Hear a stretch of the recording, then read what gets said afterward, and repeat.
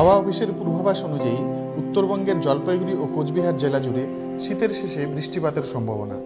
সকাল থেকেই মেঘলা আকাশ, জেলার বিভিন্ন জায়গায় শুরু বিক্ষিপ্ত বৃষ্টিপাত। হোলির আগ মুহূর্তে বুধবার সকাল থেকে বৃষ্টি শুরু হওয়ায় শীতের আমেজ আরও একবার লক্ষ্য করা যাচ্ছে জলপাইগুড়ি জেলা জুড়ে।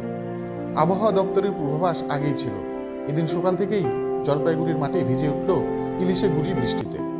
চৈত্র মাসের শেষে নতুন করে শীতের আমেজ তিস্তা পারের এই শহরে।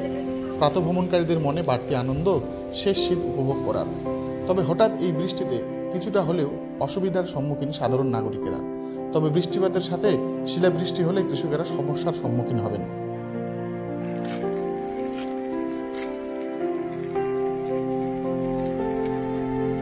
শীতের আমেজ তৈরি হয়েছে এবং আমরা খুব উপভোগ করছি, কারণ শীতটাই আমরা পছন্দ করি, বিশেষ করে বাঙালিরা এবং ওয়েস্ট বেঙ্গলের মানুষেরা।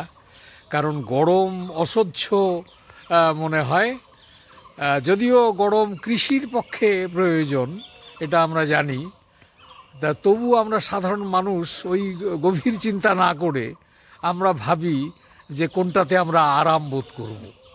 বৃষ্টিটা তো ভালোই লাগছে, কিন্তু এমনই এই টাইমটা তো খারাপ না, মানে কাজের সবাই সময় কাজে বেরোচ্ছেন। হ্যাঁ, এই টাইমটাই তো খারাপ, এই টাইমটাতে এর জন্য হেঁটে হেঁটে যাচ্ছি। গাছপালার দিক থেকে কতটা ভালো হলো? গাছপালার দিক খুবই ভালো হয়েছে, রাস্তাঘাটে ধুলাবালির দিক দিয়ে ভালো হয়েছে, সব দিক দিয়ে ভালো হয়েছে। কি নাম আপনার? আমার নাম সুচিত্রা মজুমদার। আপনারা দেখছেন নর্থ বেঙ্গল সমাচার, উত্তরের বার্তা, সত্যের পথে।